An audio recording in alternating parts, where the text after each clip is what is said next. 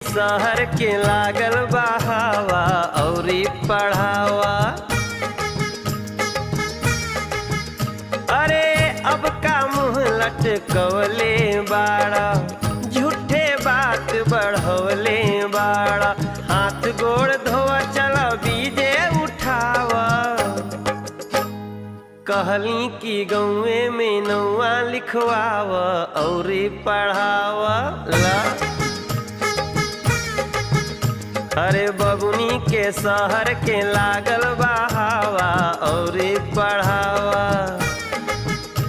अरे समधिन जी समधी के तोहू समझावा औरी पढ़ावा।